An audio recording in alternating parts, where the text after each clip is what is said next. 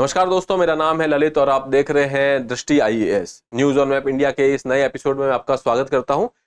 क्योंकि ये इस साल का पहला एपिसोड है तो आपको सबसे पहले तो हैप्पी न्यू ईयर, नए साल की आपको बहुत बहुत बधाई। मैं कामना करता हूं कि आपका ये साल काफी अच्छा रहेगा और अपने लक्ष्यों को प्राप्त करेंगे। इसी के साथ हम लोग अपना डिस्कशन आगे बढ़ाते हैं। इसमें हम लोग कुछ ऐसी लोकेशंस के बारे में बात करेंगे जो कि पिछले हफ्ते चर्चा में रही है और आपके यूँ कह सकते हैं कि एग्जाम पॉइंट ऑफ से काफी इंपॉर्टेंट रहेगी। ठीक है, चलिए आगे बढ़ते हैं। उससे पहले मैं आपको बता देना चाहता हूं कि नोएडा सेक्टर 15 में हमारे नए सेंटर पर हम लोग एक नया कोर्स और फिर से लॉन्च कर रहे हैं। IAS foundation prelims plus mains के लिए एक इंटीग्रेटेड कोर्स रहेगा। ऑफलाइन बैचेस चलेंगे। हिंदी माध्यम के लिए ये 16 जनवरी सुबह 11:30 बजे स्टार्ट होगा और इंग्लिश माध्यम के लिए ये 9 जनवरी शाम 6 बजे स्टार्ट होने वाला है। अगर आपको कोई इन्फॉर्मेशन चाहिए आप इस नंबर पर कॉल कर सकते हैं 8750187501। नंबर मैं आपके लिए फिर से लिख देता हूँ 8750187501। ठीक है, आगे बढ़ते हैं। इसी के साथ हम लोग बात करते हैं अभ्यास प्रश्न की, जो कि आपको पिछले हफ्ते दिया गया था रातापानी टाइगर रिजर्व के बारे में। निम्नलिखित में से कौन सा कथन सही है या है? पहला कथन है कि यह विंध्य पहाड़ियों के पास स्थित है। अभ्यारण्य में भीमबेटका रॉक शेल्टर शामिल है जो कि यूनेस्को की विश्व धरोहर स्थल है। ठीक है, पहला स्टेटमेंट। दूसरा है वर्तमान में यह भारत का 56वां बाघ अभ्यारण्य है। ठीक है, अब हम लोग बात करें रातापानी टाइगर रिजर्व की, तो ये चर्चा में इसलिए था कि ये अभी रिसेंटली भारत का 57वां टाइगर रिजर्व बना है और अभी रिसेंटली सबसे नया टाइगर रिजर्व यही है। ठीक है, इससे पहले हम लोग अगर बात करें 56वें की, तो 56वें के बारे में आप मुझे कमेंट बॉक्स में बता सकते हैं और ये भी बताइएगा कि ये कहां पर स्थित है। ठीक है, और यहां पे बात करें हम लोग पहले स्टेटमेंट की, अगर तो ये तो हो गया आपका गलत, क्योंकि ये 57वां है, 56वां तो नहीं है। ठीक है, पहला है यहाँ पे यह विंध्य पहाड़ियों के पास स्थित है। अभ्यारण्य में भीमबेटका रॉक शेल्टर शामिल है जो कि यूनेस्को की विश्व धरोहर स्थल है या फिर वर्ल्ड हेरिटेज साइट है। अब यहाँ पे आप देख लीजिए, जब हम बात कर रहे हैं मध्य प्रदेश के मैप की, तो यहाँ पे वेस्टर्न पार्ट में पश्चिम की तरफ हम लोग रातापानी को देख पाते हैं। ठीक है, इसके पास में सतपुड़ा भी है। रातापानी को अभी हाल में 57वां टाइगर रिजर्व घोषित किया गया है। 58वां सरकार करने वाली है जिसका नाम है माधव। आपने सुना होगा माधव नेशनल पार्क। इसको अभी हो सकता है सरकार कुछ दिनों में 58वां टाइगर रिजर्व घोषित कर लेंगी, लेकिन अभी के लिए 57वां और सबसे रिसेंट है रातापानी और 56वां है आपका गुरु घासीदास तमोर पिंगला टाइगर रिजर्व जो कि छत्तीसगढ़ में मौजूद है। ठीक है, यहाँ पे आप देखेंगे कि ये आपकी जो पहाड़ियां दिख रही है आपको, विंध्यांचल और सतपुड़ा, यही पूछा गया हमसे कि ये जो है सतपुड़ा और विंध्या रेंजेस के पास में है। तो आप देखिए ये विंध्या पहाड़ियों के पास है, ये बात बिल्कुल सही है। दूसरा है कि अभ्यारण्य में भीमबेटका रॉक शेल्टर शामिल है। यहाँ देखिए आप इस पिक्चर के अंदर आप देखेंगे मध्य प्रदेश में यहाँ पे भीमबेटका, अब यहाँ पे जो सेंटर में पोजीशन दी गई है वो बस ये बता रहा है कि भीमबेटका मध्य प्रदेश में है, बल्कि आप पाएंगे कि भीमबेटका की लोकेशन कुछ यहाँ पे है जो कि रातापानी के अंदर ही। ठीक है, तो वापस आते हैं हम अपने स्टेटमेंट पे कि इस अभ्यारण्य में भीमबेटका रॉक शेल्टर शामिल है जो कि यूनेस्को की विश्व धरोहर स्थल है। ये बात बिल्कुल सही है, तो केवल एक यानी कि ऑप्शन ए जो है आपका सही उत्तर होगा। अब हमने बता दिया कि ये चर्चा में क्यों था, और भीमबेटका वगैरह भी चर्चा में इसलिए रहती है क्योंकि आपको पता है भीमबेटका एक ऐसी साइट है जहां पे लगभग हर काल के वहां पे अवशेष मिले हैं। ठीक है, अभी यूं कहें कि 2024 के अंदर इंडस वैली सिविलाइजेशन के, सिंधु घाटी सभ्यता के 100 साल पूरे हुए हैं। तो ये जो लोकेशंस है ये हमारे लिए काफी इंपॉर्टेंट हो जाती है, तो इस पर थोड़ा ध्यान रखिएगा। ठीक है, आगे बढ़ते हैं। यहाँ पे आप देख सकते हैं यहाँ पे 55 टाइगर रिजर्व दिए हुए हैं। ठीक है, इसके अलावा 56 मैंने बता दिया है गुरु घासीदास तमोर पिंगला जो कि छत्तीसगढ़ में है। 57 के बारे में हम लोग बात कर चुके हैं जो कि रातापानी है। 58वां अभी तक घोषित नहीं हुआ है लेकिन जल्द ही घोषित हो सकता है, जिसका नाम है माधव नेशनल पार्क जो कि मध्य प्रदेश में है। ठीक है, आगे बढ़ते हैं, पहले सवाल के साथ स्टार्ट करते हैं। निम्नलिखित विशेषताओं पर विचार कीजिए। इसमें उष्ण कटिबंधीय सदाबहार अथवा अर्ध सदाबहार नम पर्णपाती वन और घास के मैदान शामिल है। अब यहां आपको कुछ हिंट दिए हुए हैं कि उष्ण कटिबंधीय यानी कि ट्रॉपिकल एवरग्रीन, ठीक है, फिर अर्ध सदाबहार सेमी एवरग्रीन जो फॉरेस्ट होते हैं वो, और फिर आपके नम पर्णपाती और घास के मैदान शामिल है। ठीक है, फिर दूसरा है मलयारायण, माला पंडारम और यूराली जैसी जनजातियां यहाँ पे निवास करती है। और आपसे पूछा जा रहा है कि कौन से बाघ अभ्यारण्य के बारे में ये बात की जा रही है यहाँ पे। ठीक है, अब आपको एक हिंट यहाँ पे दिया हुआ है। पहले तो बोला गया है कि इसका मौसम और या फिर इसकी जो जलवायु वहां की कैसी, हमने देख लिया उष्ण कटिबंधीय सदाबहार वन है, यहाँ पे इस तरीके की चीजें हैं। तो एक तो ये चीज हो गई, तो हमें ये कहा जा रहा है कि हो सकता है ये वो एरिया है जहां पे वर्षा अच्छी खासी होती हो। ठीक है, दूसरा है कि मलयारायण, अब जो ये मलय वर्ड है आपने सुना होगा मलयालम। अब मलयालम कहां की लैंग्वेज है ये आपको पता है कि ये केरल की लैंग्वेज है। ठीक है, अब ये हमको यहाँ पे एक हिंट सा ऐसा है जो आप देख सकते हैं कि मलयारायण करके एक जनजाति है, माला पंडारम जनजाति है, जो इस जगह पे रहती है। अब आपको यहाँ देखना है कि इनमें से केरला का कौन सा है। पेरियार की बात करें तो आपको पता है कि ये सदर्न इंडिया में है या फिर दक्षिण भारत में है, और ये केरला में है, पहली चीज। दूसरा भी देख लेते हैं, कोई और तो नहीं है केरला में। वीरांगना दुर्गावती ये मध्य प्रदेश में है, ठीक है। सतकोशिया उड़ीसा में है, और पलामू जो है ये आपके झारखंड में है। तो यहाँ पे क्लियर हो गया कि पेरियार आपका आंसर हो सकता है, और कोई ऐसा ऑप्शन है नहीं, ठीक है। तो ऑप्शन ए जो है आपका यहाँ सही उत्तर होगा। यहाँ पे आपके देख लीजिए, अभी इसके बारे में चर्चा इसलिए हो रही है क्योंकि सरकार ऐसा चाह रही है कि इसके अंदर कुछ ऐसी सेटलमेंट्स हैं, लोग यहाँ रह रहे हैं, उनको प्रोटेक्टेड एरिया से बाहर ले आए, टाइगर रिजर्व एरिया से बाहर ले आए, ठीक है। यहाँ पे जैसे फतेहगढ़ बर्ड सेंचुरी है, एंजल वैली है, पंबा वैली है, ये घाटियां कुछ है, यहाँ पे सेटलमेंट्स हैं लोगों की, और ये सारी की सारी पेरियार टाइगर रिजर्व के अंदर है। इसकी वजह से पेरियार टाइगर रिजर्व चर्चा में था। सरकार चाह रही है कि इनको वहां से बाहर ले लाया जाए, ठीक है, ताकि ह्यूमन एनिमल कॉन्फ्लिक्ट कम हो, ठीक है। तो ये अगर पेरियार की बात करें तो आप देखेंगे ये केरला में स्थित है। इसके अलावा भी और भी ऐसे टाइगर रिजर्व के बारे में यहाँ बात की गई है। यहाँ पे 6 जनजातियों के बारे में बात की गई थी कि यहाँ पे ये 6 जनजातियां यहाँ रहती है। पहली है आपकी मनानस, फिर पलियांस, मलयारायंस के बारे में बात कर चुके हैं, माला पंबारम और उरालीस और उलादंस, ये सारी जो जनजातियां हैं यहाँ पे रहती है। अगर आपको नाम याद रहे तो well and good, otherwise also 2-3 चीजें याद रखिएगा, जैसे ये मलय वर्ड है या यहाँ पे मला वर्ड लिखा गया है, तो ये कुछ ऐसी हिंट्स हैं जो आप ध्यान रख सकते हैं, ठीक है। तो यहाँ पे वापस अपने सवाल की तरफ आ जाते हैं।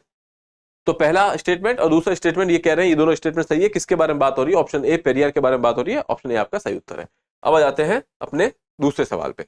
मणिपुर के संबंध में निम्नलिखित कथनों पर विचार कीजिए। पहला है यहाँ की जलवायु उपोष्ण कटिबंधीय मानसूनी है। दूसरा है इसमें 2 मुख्य नदी बेसिन है, बराक नदी बेसिन और मणिपुर नदी बेसिन। यहाँ की सबसे बड़ी नदी बराक नदी है, ठीक है। सही कथनों का चुनाव करना है। पहला है कि यहाँ की जलवायु उपोष्ण कटिबंधीय, ये बात बिल्कुल सही है। दूसरा है कि इसमें 2 मुख्य नदियों के बेसिन है, एक बराक का और एक मणिपुर नदी का, ये बात भी बिल्कुल सही है। इसके अलावा और भी बेसिन है, लेकिन ये मुख्य तौर पे ये दोनों है जो हमारे लिए भी इंपॉर्टेंट है, ठीक है। तो दूसरा स्टेटमेंट सही है। एक बार आप यहाँ पे मैप पे देख लीजिए, यहाँ पे पाएंगे कि आप ये मणिपुर का मैप है, यहाँ पे ये एक इम्फाल नदी है जो कि एकदम घाटी के बीचों बीच से निकलती है, ठीक है। फिर आप देखिए नीचे ये मणिपुर नदी है, ठीक है। और यहाँ पे आप देखेंगे ये वाली नदी जो आपको दिख रही है, ये आपकी बराक नदी है। बराक नदी मणिपुर की लंबी नदियों में से एक है, ठीक है। फिर आप यहाँ पे छोटी सी एक लेक मिल रही है आपको, ये लोकतक लेक, यहाँ आपको क्लियरली दिखेगी कि घाटी के बीचों बीच, मणिपुर के बीचों बीच यहाँ पे एक लेक है जिसका नाम है लोकतक लेक, ठीक है। इसी के पास में केबुल लामझाओ नेशनल पार्क भी है जो कि आपके लिए इंपॉर्टेंट हो सकता है। वापस आ जाते हैं सवाल पर। तो 2 मुख्य नदी बेसिन है, बराक नदी और मणिपुर नदी बेसिन, हमने देख लिया है। तीसरा स्टेटमेंट है यहाँ की सबसे बड़ी नदी बराक नदी है, ये बात भी बिल्कुल ठीक है। तीनों ही स्टेटमेंट सही है, तो ऑप्शन सी जो है आपका यहाँ पे सही उत्तर होगा, ठीक है। अब आगे बढ़ते हैं। अगला सवाल है, एलिफेंटा गुफाओं के संबंध में निम्नलिखित कथनों पर विचार कीजिए। चट्टानों को काटकर बनाई गई एलिफेंटा गुफाओं का निर्माण लगभग 5वीं से 6ठी शताब्दी के मध्य में किया गया था। दूसरा है कि एलिफेंटा गुफाएं पश्चिमी भारत में एलिफेंटा द्वीप पर स्थित है, जिसमें 2 पहाड़ियां हैं जो एक संकरी घाटी से अलग है, ठीक है। तो आपको यहाँ सही कथनों का चुनाव करना है। अब जब हम लोग एलिफेंटा केव्स की बात करें या एलिफेंटा गुफाओं की बात करें, तो आपको बता दूं कि मुंबई के ऑफ कोस्ट पे वहां पे एक द्वीप है एलिफेंटा, और वहां पे कुछ ऐसी गुफाएं हैं जो कि हम अगर हिस्टोरिकल व्यू से देखें तो काफी इंपॉर्टेंट हो जाती है। अब वहां पे टोटल 7 गुफाएं हैं, ठीक है। 7 गुफाओं में पूर्व की तरफ 2 गुफाएं हैं और पश्चिम की तरफ 5 गुफाएं हैं। पूर्व की तरफ जो 2 गुफाएं हैं वो एक हिल टॉप पे है, और वहां पे आप यूं कहें कि इसको कहा जाता है स्तूप हिल्स, ओके, क्योंकि वहां पे बुद्धिस्ट इन्फ्लुएंस है, तो आप कह सकते हैं कि वहां पे जो गुफाएं हैं वो बुद्धिस्ट इन्फ्लुएंस रखती है, ठीक है।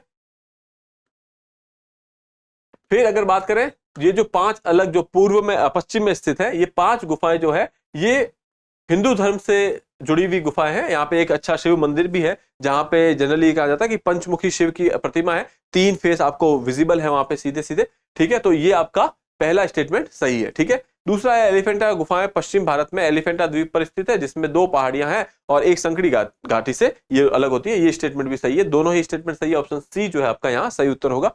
अब इसके बारे में थोड़ी सी बात करें कि अभी ये चर्चा में क्यों थी। ये पिक्चर आप देख सकते हैं, ये एलिफेंटा गुफाओं में से एक गुफा की पिक्चर है, ठीक है। और यहाँ पे आप देखिए महाराष्ट्र में मुंबई के ऑफ कोस्ट में यहाँ पे एलिफेंटा केव्स हैं, ठीक है। और यहाँ पे फेरी सर्विस चलती है, ठीक है। छोटी छोटी नावें हैं जो इनको पर्यटकों को लाने और ले जाने का काम करती है। इसी फेरी सर्विस की वजह से यहाँ पे अभी ये चर्चा में थी कि वहां पे एक फेरी जिसमें लगभग अच्छे खासे पैसेंजर्स थे, और सामने से एक कोस्ट गार्ड की एक वेसल थी जिससे ये टकरा गई, वो दूसरी वेसल जो है स्पीड से आ रही थी और पता नहीं कुछ इस तरीके की कंफ्यूजन हुई या मिसकम्युनिकेशन हुआ, ये दोनों आपस में टकराए, उसमें उसके अंदर लगभग 130 से ज्यादा लोगों की मृत्यु भी हुई। ठीक है, इसकी वजह से जो है ये जो एलिफेंटा केव्स जो है चर्चा में थी, जो हमने देख ली है। एलिफेंटा केव्स के बारे में यहाँ पे कुछ चीजें लिखी हुई है कि इनको विश्व धरोहर स्थल के रूप में माना गया था 1987 के अंदर। ठीक है, और लोकेशन में आपको बता चुका हूं। इनको लोकल लैंग्वेज में घड़ापुरी केव्स भी कहा जाता है। ठीक है, घड़ापुरी गुफाएं भी कहा जाता है। ठीक है, 7 गुफाएं हैं जिनके बारे में मैंने 2 बता दिया कि 2 ग्रुप जो है वो पूर्व में है, जो स्तूपा हिल्स के नाम से मानी जाती है और यहाँ पे बुद्धिस्ट इन्फ्लुएंस देखने को मिलता है। फिर यहाँ पे पश्चिम में लार्जर ग्रुप ऑफ 5 केव्स हैं, यानी कि 5 गुफाएं यहाँ पे हैं जो कि हिंदू श्राइन है। ठीक है, आगे बढ़ते हैं। केन नदी के संबंध में निम्नलिखित कथनों पर विचार कीजिए। पहला है कि इसका उद्गम मध्य प्रदेश में कैमूर पहाड़ियों की उत्तर पश्चिमी ढलानों से होता है। दूसरा है कि यह दुर्लभ साझर पत्थर के लिए जाना जाता है, और आपको सही कथन का यहाँ पे चुनाव करना है। पहली चीज है कि केन नदी अभी 2 वजह से चर्चा में थी। पहला तो Ken Betwa river linking project, जिसकी जो है नींव रखी गई थी अभी हाल में प्रधानमंत्री जी के द्वारा। अब यहाँ पे होगा ये कि केन नदी का जो एक्स्ट्रा पानी है उसको लेकर के बेतवा नदी के कम पानी वाले एरिया में सिंचाई के लिए यूज किया जाएगा। ठीक है, उसके लिए एक नहर बनाई जाएगी। तो ये प्रोजेक्ट है Ken Betwa river linking project. इसके अलावा ये इसलिए भी चर्चा में था कि हाल में आपने सुना होगा कि ये जो आपको दुर्लभ मेटल्स होते हैं, ठीक है, जो मिनरल्स होते हैं, खनिज, दुर्लभ खनिज होते हैं, उसके लिए हम लोग ज्यादातर चीन पर निर्भर करते हैं। ठीक है, लगभग 30 ऐसे मेटल्स की लिस्ट बनाई है सरकार ने, उसमें से हम लोग 10 के लिए सिर्फ चाइना पे डिपेंडेंट है। ठीक है, अब हम चाहते हैं कि चाइना से ज्यादा डिपेंडेंस ना हो, हम उन पे ज्यादा निर्भर ना रहे, इसलिए हम लोग देख रहे हैं कि हम अपने सोर्सेस को डाइवर्सिफाई करें, अलग अलग जगह से इसको लें। तो उसमें से एक सोर्स तो है आपका कजाकिस्तान। ठीक है, दूसरा डोमेस्टिक भारत के अंदर ऐसे कहां पे इनके रिजर्व्स पाए जाते हैं, तो ये एक ऐसा एरिया है जहां पे केन नदी के पास में ये दुर्लभ साझर पत्थर के जो रूप में यहाँ पे ऐसे रेयर अर्थ मेटल्स जो है आपको मिल सकते हैं। ठीक है, तो इसकी वजह से ये चर्चा में था। दोनों ही स्टेटमेंट बिल्कुल सही है। यहाँ पे आप पिक्चर्स देख सकते हैं। ये आपकी केन नदी है, यहां से कुछ इस तरीके से स्टार्ट होती है। ठीक है, और फिर यमुना में जाकर के मिल जाती है। ठीक है, दूसरा यहाँ पे आप देखेंगे ये आपकी कैमूर रेंज है और यहाँ कहीं इसका उद्गम होता है और फिर ये ऊपर की तरफ जो है उत्तर प्रदेश की तरफ जाती है और यमुना में मिल जाती है। ठीक है, तो ये दोनों स्टेटमेंट आपके सही हो गए। साझर पत्थर के बारे में बात करें तो ये आपको जो दिख रहा है ये आपका साझर पत्थर है। कुछ सैंपल्स लिए गए थे यहाँ पे, तो आपके दोनों ही स्टेटमेंट सही है। ऑप्शन सी जो है आपका यहाँ सही उत्तर होगा। ठीक है, अगला सवाल देखते हैं, 5वां। निम्नलिखित कथनों पर विचार कीजिए। मैकमोहन रेखा एक सीमांकन रेखा है जो तिब्बत और पूर्वोत्तर भारत को अलग करती है। रेडक्लिफ रेखा ने ब्रिटिश भारत को भारत और पाकिस्तान में विभाजित कर दिया। दुरंत रेखा अफगानिस्तान और पाकिस्तान के बीच की सीमा है। अब सबसे पहले बात करें दुरंत रेखा की। यहाँ पे हाल में ये चर्चा में इसलिए थी क्योंकि आपको पता है कि तहरीक तालिबान पाकिस्तान करके एक ग्रुप है जो कि पाकिस्तान में छोटे मोटे हमले करते रहता है। तो पाकिस्तान के फेवर में नहीं है वो ग्रुप, और वो ग्रुप को ऐसा कहा जाता है, पाकिस्तान कहता है कि अफगानिस्तान में जो तालिबान है वो उसको शय देता है। इसकी वजह से अफगानिस्तान के पश्चिमी क्षेत्र में पाकिस्तान ने कोई स्ट्राइक कर दी। ठीक है, इसकी वजह से ये चर्चा में था।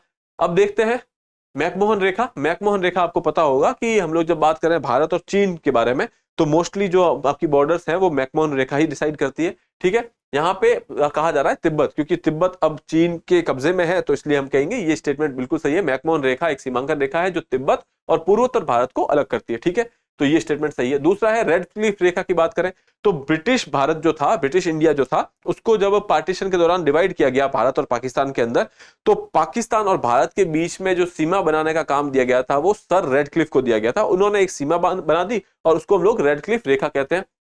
आप यहाँ पे पिक्चर में देखेंगे कि ये जो रेखा है यहाँ वाली, ये भारत पाकिस्तान का जो ये बॉर्डर है यहाँ वाली रेखा, ये आपकी रेड क्लिफ लाइन है। और वहीं पे ये जो रेखा आपको दिख रही है ये भी आपकी रेड क्लिफ लाइन है, क्योंकि उस टाइम पे ये भी पाकिस्तान हुआ करता था, ईस्ट पाकिस्तान, पूर्वी पाकिस्तान। ठीक है, आज के दौर में इसको बांग्लादेश के नाम से जानते हैं हम लोग। ठीक है, तो इसके लिए ये आप कहेंगे कि ये रेड क्लिफ जो है रेखा है। ठीक है, ये जो लाइन आपको दिख रही है ये आपकी दुरंत रेखा है जो पाकिस्तान और अफगानिस्तान के बीच में अगर आप कहें तो ये सीमा बनाती है। फिर तीसरी आपकी मैकमोहन लाइन यहाँ पे आप देखेंगे ये पूर्वोत्तर भारत और फिर तिब्बत वाले एरिया के लिए को ये अलग करती है। ठीक है, तो तीनों ही स्टेटमेंट आपके सही है। ऑप्शन सी जो है आपका सही उत्तर होगा। सभी तीनों स्टेटमेंट बिल्कुल सही है।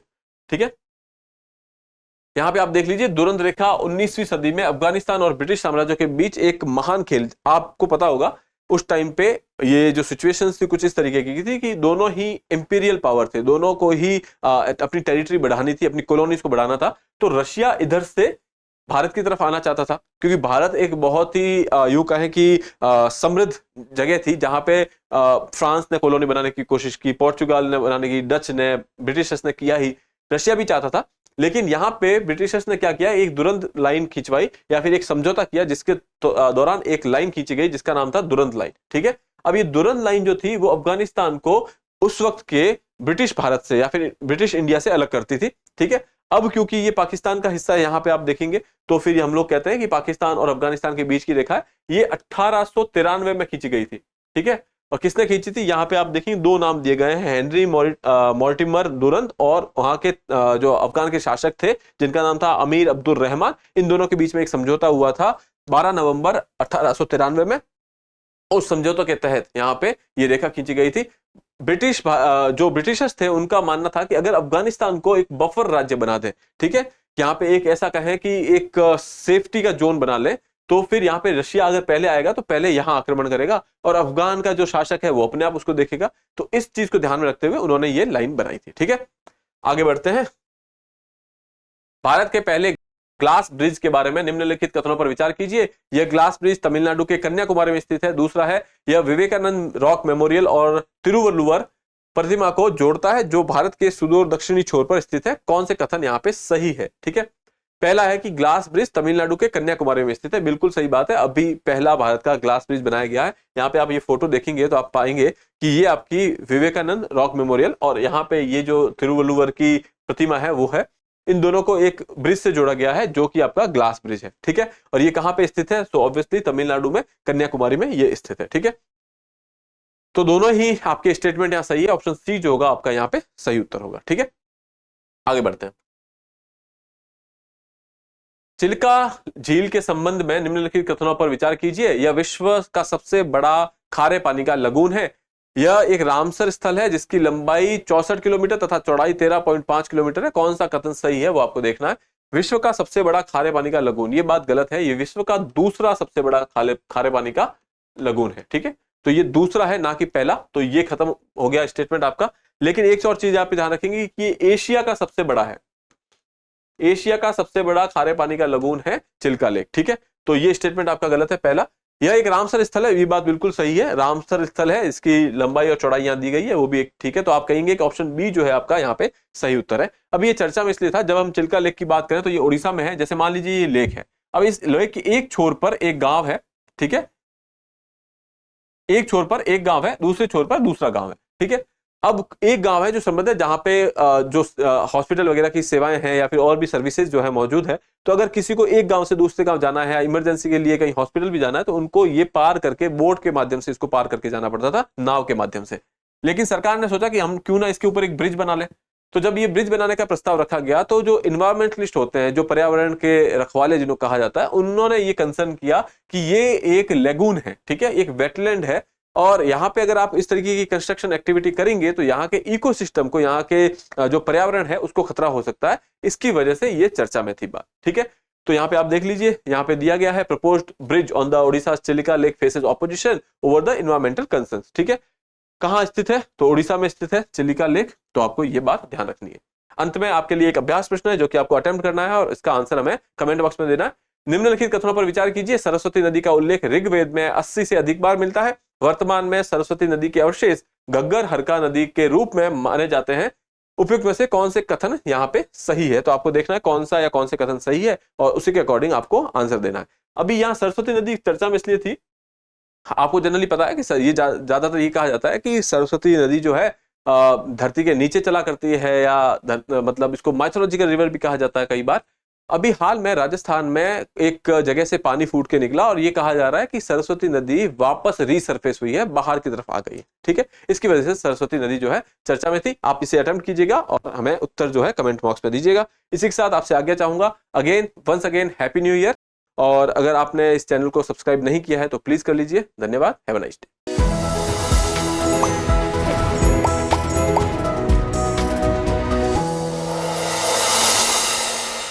डियर व्यूअर्स, अपने एग्जाम की तैयारी को और बेहतर करने के लिए हमारे चैनल को लाइक, शेयर और सब्सक्राइब करना न भूलें।